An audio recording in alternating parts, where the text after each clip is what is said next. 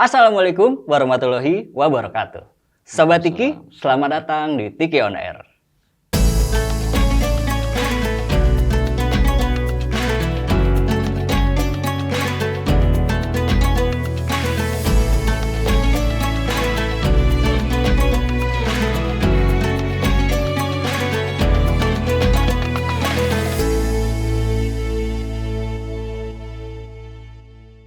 Untuk Sobat Tiki yang belum subscribe, di-subscribe dulu dong channel YouTube Tiki ID. Dan untuk yang udah subscribe, yuk merapat. Buat Sobat Tiki yang belum tahu, Tiki On Air adalah sebuah program YouTube tahunan Tiki di bulan Ramadan dengan memberikan kajian-kajian dan siraman rohani dari ustadz-ustadz kesayangan kita semua. Dan tentunya setiap tahun ustadznya akan berbeda-beda. Tapi kali ini Tiki On Air tampil dengan format yang berbeda, yaitu dengan tema podcast yang akan dipandu sama aku, Jai. Kita akan sama-sama mendapatkan kajian atau siraman rohani dari ustadz yang akan kita hadirkan di tahun ini. Beliau adalah seorang ustadz yang punya pengalaman hidup yang sungguh luar biasa dan bisa kita jadikan pelajaran tentunya.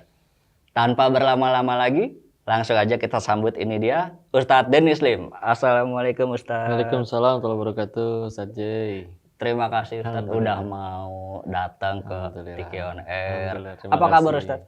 Alhamdulillah masih diizinin sehat. Ustadz Jai sehat. Alhamdulillah Ustadz. Ini pertama kalinya ya kita ketemu Iya. nih. Apa namanya, Sobat Tiki pertama juga. langsung ngaji. Alhamdulillah.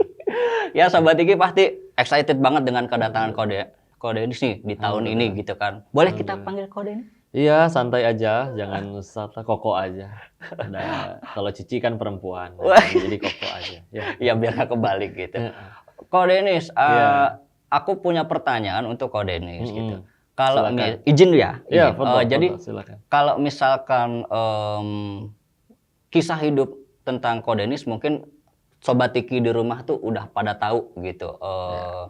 Bagaimana kisahnya atau mungkin mereka bisa nonton di channel YouTube yang ada Ko Denisnya atau program-program TV yang ada Ko Denisnya gitu.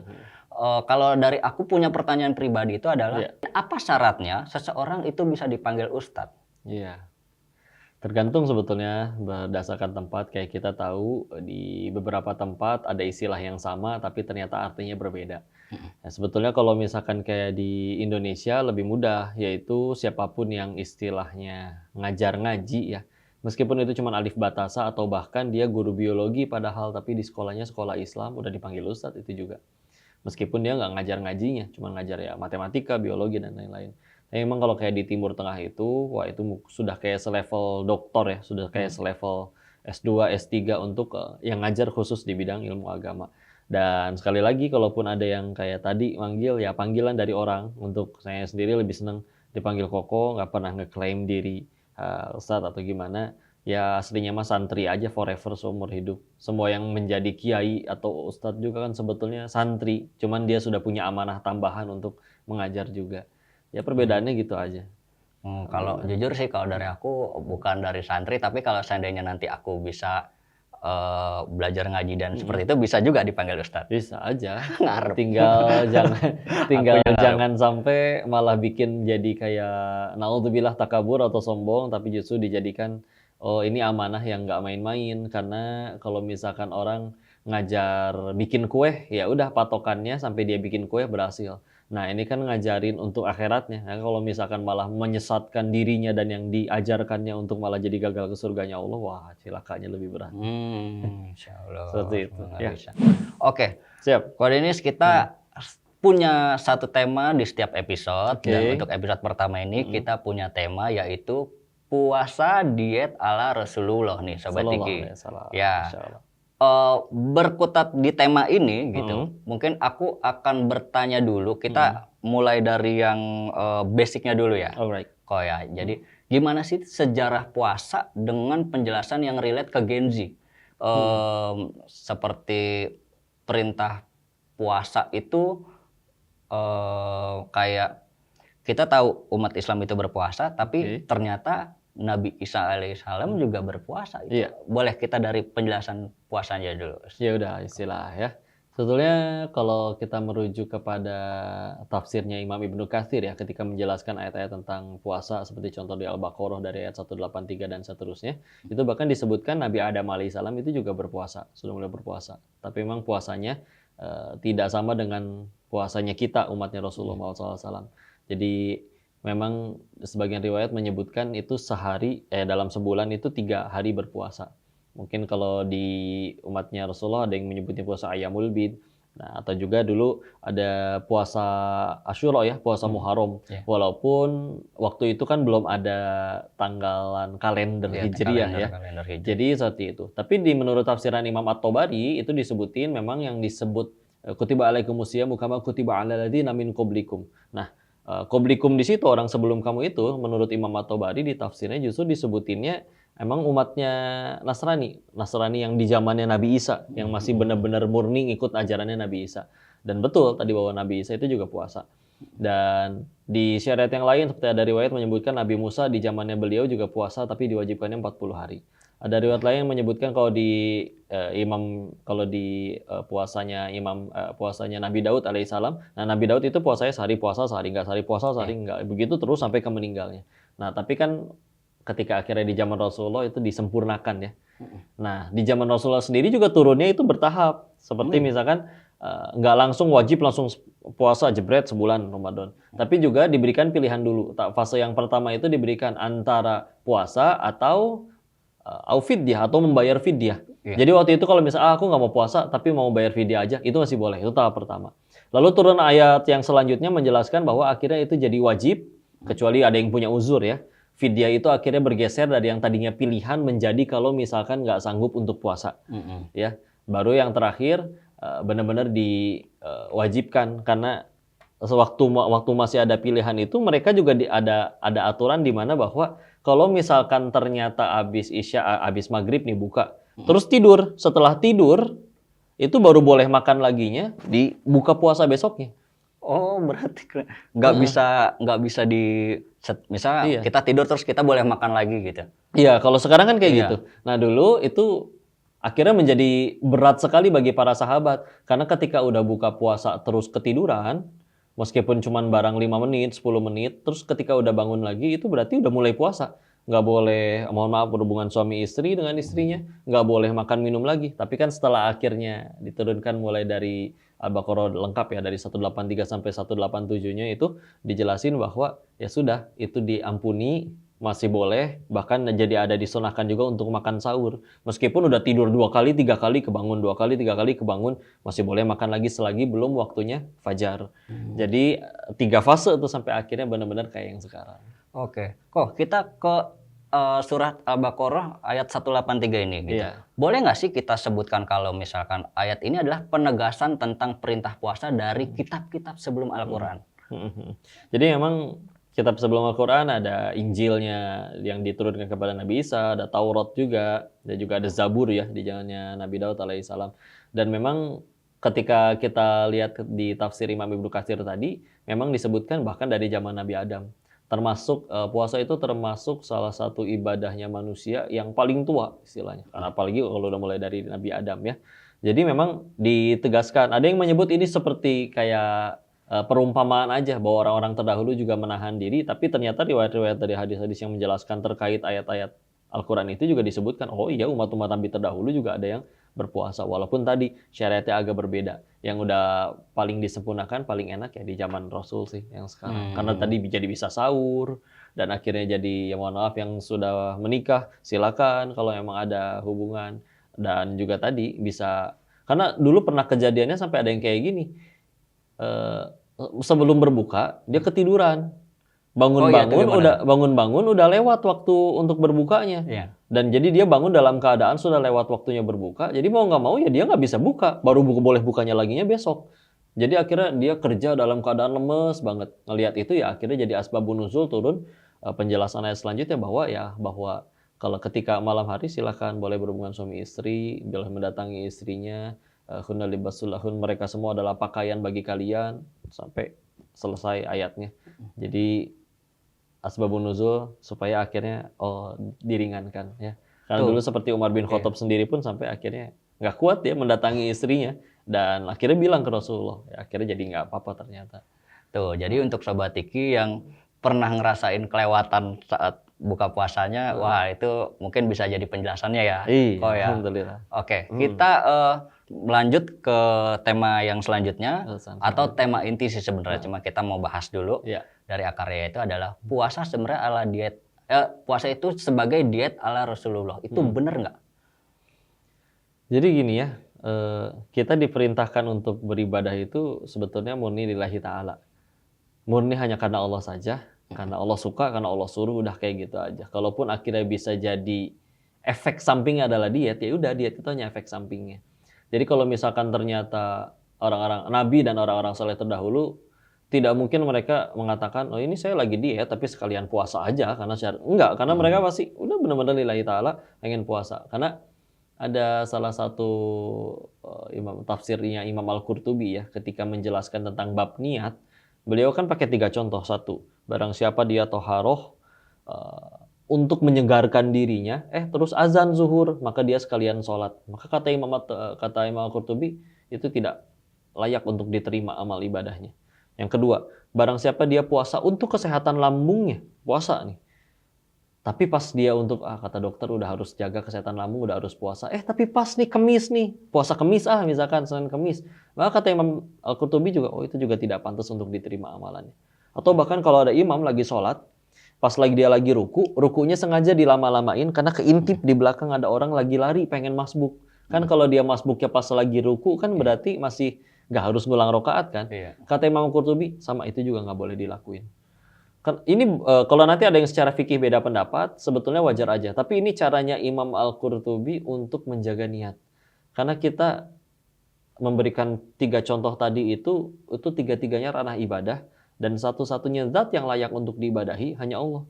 Terus kita menyelipkan niat lain dalam ibadah kita tersebut selain bukan hanya untuk Allah, maka menurut Imam Al-Qurtubi itu sampai tegas tidak diterima. Sedangkan perintahnya jelas. Kita kayak contoh di surat 98 Al-Bayyinah ayat kelima, wa ma umiru illa liya'budullaha mukhlishina lahuddin. Tidaklah kita itu diciptakan, diperintahkan untuk menyembah kepada Allah, mukhlis, ikhlas lillahi ta'ala. Nggak ada embel-embel lain. Jadi kalau misalkan ternyata apakah puasa itu dietnya ala Rasulullah, yang saya tahu dan pahami, enggak, beliau berpuasa lillahi ta'ala aja. Efek sampingnya, akhirnya badan juga jadi lebih sehat, lebih ramping. Terus gimana berarti nih teman-teman, Sobat Tiki yang nonton ini, maka ya udah bismillah. Kalau ngelakuin puasa, terutama yang baik Ramadan, apalagi nanti yang misalkan juga yang sunnah-sunnahnya, yang puasa sunnah lainnya, udah lillahi ta'ala aja. Karena kalau pengen diet, ya di luar sana ada yang nggak muslim diet juga puasa-puasa juga gitu. Tapi kan cuman dapat untuk kesehatan lambungnya aja, nggak dapat amal soleh. Sedangkan kalau kita makan yang lebih dikejar adalah ya amal solehnya. Bukan sekedar akhirnya badan juga jadi ramping. Orang anggapnya, ya udah puasa deh, saya deh, rutin deh. Tapi bukan untuk ngejar lillahi ta'alanya. Tapi supaya badan saya bagus lagi, jadi saya nggak kelebihan berat badan. Kalau badan saya bagus kan orang juga jadi memuji. Itu juga rugi sekali sebetulnya. Karena ya kita meninggal nggak dicek badannya bagus apa nggak dicek berapa orang yang muji perut six pack kamu atau enggak. Jadi ya benar-benar lillahi ta'ala aja. Karena ketika akhirnya udah puasa terus badannya nggak jadi bagus pun, atau gagal diet pun, karena begitu bukanya tetap makan banyak gitu. Ya alhamdulillah surga kita nggak di mulut orang yang ngelihat badan kita atau enggak, surga kitanya tetap di Allah. Jadi ini juga kudu dilurusin sih. Jadi tetap niatin lillahi ta'ala. Dietnya mah itu cuman efek sampingnya aja. Jadi jangan sampai kebalik ya. Ya udah saya pengen diet, efek sampingnya kan dapat pahala puasa. Enggak, kebalik. Kebalik. Seperti itu kurang lebih. Berarti penempatan niat dari awalnya itu ya, kok ya. Niat tuh penting banget nih, kayak Tiki kan dia kirim nih. Secanggih apapun ekspedisi kan. Misalkan dia bisa lewat pesawat, kapal laut, atau mobil, atau motor. Tapi kalau misalkan alamatnya salah nggak akan nyampe dong. Nah, niat itu alamat. Ya. Kalau misalkan alamat mau kita kirim pakai mana, alamatnya salah ya nggak akan nyampe ke tujuan. Nah, ketika niatnya kita lillahi ta'ala, meskipun akhirnya gagal diet, ya udah tetap jadi pahala amal soleh. Daripada misalkan tetap berhasil, badan berhasil jadi ramping karena diet nih, aku udah puasa sih. Tapi niatnya emang bukan untuk Allah, pengen untuk badannya bagus dan badannya bagus karena pengen dipuji orang aja, nggak laku sama sekali. Jadi tetap dijaga kelurusan niat. Tuh, gitu Sobat Tiki. Oke, kita lanjut coba. Tadi aku ke-trigger sama pernyataan Ko Denis itu tentang kayak ada puasa kita sekarang, ada puasa Daud atau puasanya Nabi Daud alaihissalam gitu kan, yang sehari puasa sehari enggak. Ini berkaitan tentang fenomena yang dialamin sama para Gen Z nih. GERD kebanyakan pada ngaku-ngakunya punya asam lambung gitu, dan mengeluhnya di dalam, bisa aja mengeluhnya di dalam puasa. Itu boleh nggak kita bahas putar puasa dan GERD-nya itu sendiri? Ya, justru ada beberapa orang yang secara prestasi dia udah lebih hebat, fisik juga lebih bugar, prima, tapi malah sengajain puasa gitu tanpa ada alasan GERD ini itulah. Orang kalau kita mau cek darah juga secara medis disuruh puasa dulu kok, untuk supaya ngedetox dulu kan, nggak ada campuran makanan apa gimana segala macam. Dan memang justru tubuh kita ini, ya izin lah ya, kita suatu saat nanti ketika tua katanya jadi banyak keluhan penyakit kan, kalau mau jujur itu akumulasi dari makanan-makanan kita kan. Terlalu banyak makan manis jadi ada sakit sesuatu, terlalu banyak makan yang berlemak ada sesuatu lagi ya. Tapi ketika akhirnya Rasulullah hidup di zaman itu, riwayat lain menyebutkan kan perutnya Rasulullah itu seperti buntelan-buntelan kertas tuh, suhuf disusun, ya six pack maksudnya mah. Padahal itu sudah usia 60-an gitu kan. Jadi bugar para sahabat itu zaman itu, yang jarang sekali ada yang mohon maaf obesitas, kegemukan, meskipun mohon maaf ya, kegemukan itu bukan dosa sebetulnya. Tapi ya di zaman itu mereka semua benar-benar dengan lillahi ta'ala beribadah di jalan Allah itu, efek sampingnya akhirnya tubuhnya juga jadi bagus dan gak banyak beralasan. Anak-anak sekarang kan izinnya dikit-dikit perlu healing, dikit-dikit perlu healing. Kita ngelihat orang-orang tua kita yang lebih sukses zaman terdahulu, mereka badan sakit kayak gimana aja tetap gak ngaku sakit. Paling banter juga bilangnya cuma gak enak badan. Sekarang apa-apa kudu healing. Repotnya lagi, healingnya oke lah nggak apa-apa. Tapi kan orang soleh terdahulu healingnya tuh ke majelis ilmu, ambil wudhu, sholat tahajud. Sekarang healingnya misalkan ya mohon maaf ya pergi, ya sesuatu yang nggak jadi amal soleh lah ya, yang malah jadi dosa lagi.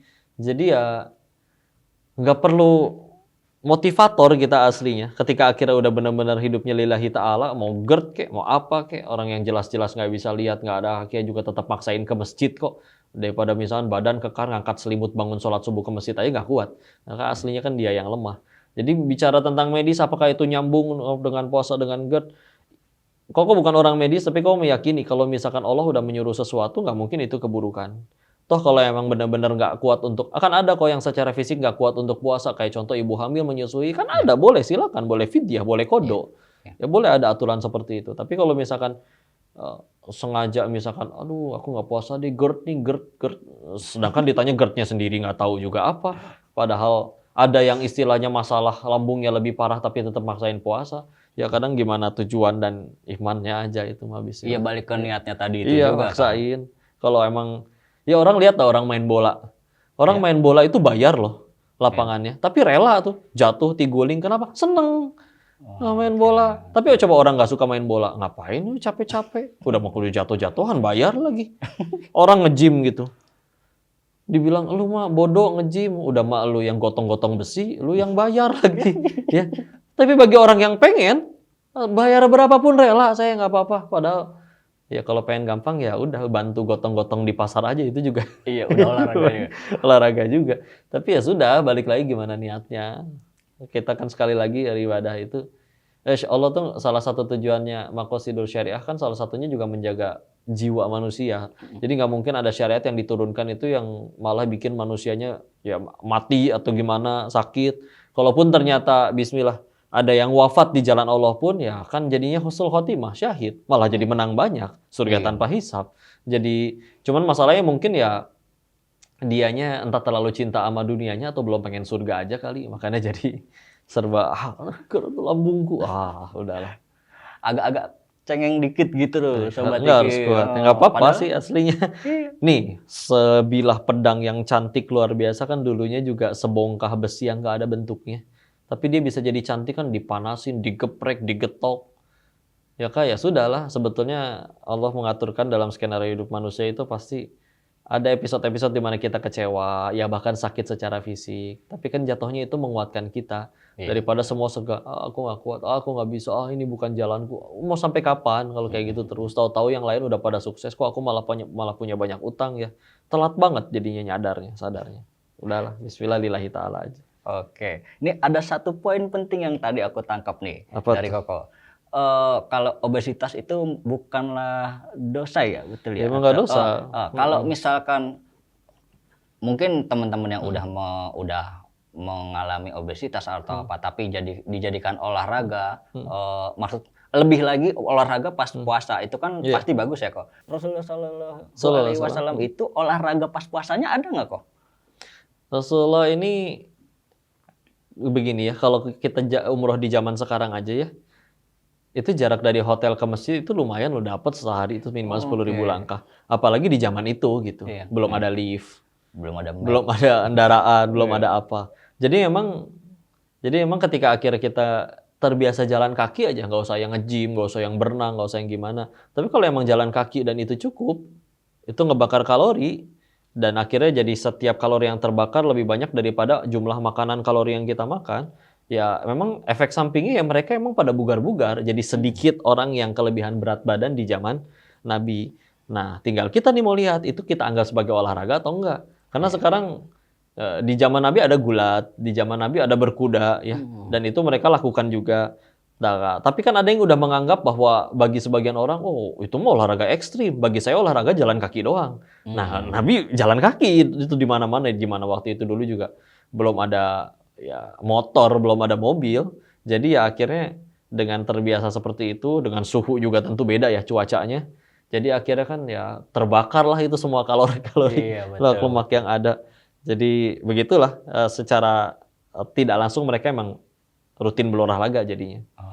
Gitu Sobat Tiki. Berarti kalau yang boleh aku simpulkan itu adalah kalau untuk puasa dijadikan diet ala Rasulullah itu balik lagi ke niatnya dulu. Iya. Balik ke niatnya dulu. Utamakan niatnya dulu apa. Sudah pasti harus mendahulukan untuk Allah Subhanahu wa taala dulu. Iya, betul. Baru efek sampingnya bisa kalian tempatkan untuk itu puasa mau dijadikan sebagai diet kah atau menjaga kesehatan lambung, atau mungkin yang puasa dulu baru harus melakukan medis seperti nyumbang darah gitu ya, donor darah gitu. Ya, atau tes darah. Iya betul, itu kan jadi balik dulu ke niatnya. Mungkin Sobat Tiki bisa menyimpan nih poin penting yang satu ini gitu. Kayaknya cukup menarik, tapi kita akan lanjutkan obrolan tentang seputar puasa kita di episode selanjutnya. Tapi aku boleh satu poin lagi kok. Silakan. Yaitu terakhir deh, konklusi aja ya. Iya. Coba kok, kalau ada nggak dari Koko tips tentang berpuasa yang sekaligus bisa dijadikan diet? Baik, bismillah. Penggunaan madu, apakah benar? Atau harus minum madu dulu atau apa? Secara syariat memang durasi berpuasa itu memang ya itu dia tadi ya, secara tidak langsung jadi tadi proses detoksifikasi dan akhirnya jadi puasa juga, jadi bisa untuk nyambung ke kesehatan lambung. Tapi kalau balik lagi, tips yang paling utamanya tetap luruskan niat selurus-lurusnya lillahi ta'ala, karena kalau udah niat yang kuat, insya Allah tidak ada yang berat sebetulnya. Kalau udah nggak niat, mau puasa 1 jam juga dia bisa jadi bilang nggak kuat. Ya, kayak ada pemuda yang gombal, akan kuterjang samudra, akan kuterjang gunung. Tapi kenapa kemarin kamu udah nggak datang? Kan gerimis, gitu katanya. Padahal sesuatu yang receh tapi nggak kuat dianya. Ya, maka satu lurusin niat. Selanjutnya dengan penggunaan madu di dalam Islam kita yakini sesuatu. Ada 4 kata syifa di dalam Al-Quran yang artinya penyembuh. Nah, ternyata 3 itu merujuknya kepada Al-Quran, 1 merujuknya kepada apa yang keluar dari perut lebah. Di Quran surat 16 An-Nahl ayat 69. Jadi memang apa yang keluar dari perut lebah, salah satunya adalah madu, memang bisa sekali untuk menjadi obat. Bisa sekali untuk menjadi obat. Tapi itu dia uniknya. Dari 4 kata syifa yang menuju kepada perut lebah itu cuma 1. Yang 3-nya merujuk kepada Al-Quran. Kita tahu Ramadan itu juga bulan Quran. Bulan di mana Rasulullah juga banyak sekali ngajinya. Orang-orang pada ngaji. Imam Syafi'i dalam sebulan itu khatam 60 kali Al-Quran. Jadi sehari 2 kali khatam. Ya. Sehingga akhirnya sempurna tuh. Al-Quran yang sebagai obat benar-benar kita selami, dan juga yang untuk madunya kalau pengen dimakan dengan niat. Nah, ini juga makan madu nih. Ada yang minum madu sekedar pengen sehat atau sekedar doyan rasanya. Ada yang kayak kalau Rasul, ada juga orang berniat dia minum madu karena ya ini sunnah. Ini nyontoh Nabi. Karena kalau apapun udah nyontoh Nabi jadi pahala. Kita pakai sendal kaki kanan dulu kenapa? Nabi begitu jadi pahala. Aku pipis meskipun laki-laki aku pipisnya jongkok Kenapa? Karena Nabi pipisnya jongkok. Ya udah jadi pahala. Jadi niatin, sekali lagi, niat itu segitu krusialnya, segitu pentingnya. Dan ternyata kalau udah kita bicarain kesehatan, Masya Allah, dari 4 kali kata syifa, 3 kepada Al-Quran, 1 kepada medis. Makanya kalau misalkan ada penyakit yang sampai sekarang belum ada obat, yang nggak sembuh-sembuh, karena memang ya medis bicaranya di yang 1 dari 4 ini, cuma 25%. Qurannya nggak pernah mereka selami. Sehingga akhirnya kalau misalkan udah benar-benar diselami nih, Quran kita deket, jiwa juga jadi tenang, kan kita tahu ya, banyak penyakit yang muncul juga dari stres, benar-benar bisa nyambung ke fisik. Tapi kalau jiwa udah benar-benar tenang, tentram, bahagia, ikhlas lillahi ta'ala di jalan Allah, itu lama-lama meskipun kata orang medis fisiknya sakit pun bagi dia nggak kerasa sakit. Karena ya udah benar-benar sehat sekali jiwanya. Ketika jiwa sehat, senyum, selalu baik sama orang, vibes-nya juga jadi positif. Udah ngerembet ke kesehatan juga. Jadi gitulah, insya Allah kita mesti jaga. Tuh, Sobat Tiki, buat Sobat Tiki yang sering overthinking terutama tuh. Jadi ya udahlah, perbanyak baca Quran biar hati tenang, tentram. Jadi biar penyakit itu juga nggak selalu mampir ke badan kita gitu ya, Ko ya. Terima kasih banyak. Kasih Ko banyak. Denis, kalau gitu di episode pertama ini gimana Sobat Tiki? Udah dapat insight-insight yang bagus dong pastinya. Buat Sobat Tiki yang kalau suka tayangan ini di subscribe dulu, di like, komen, dan share juga ya. Kalau misalnya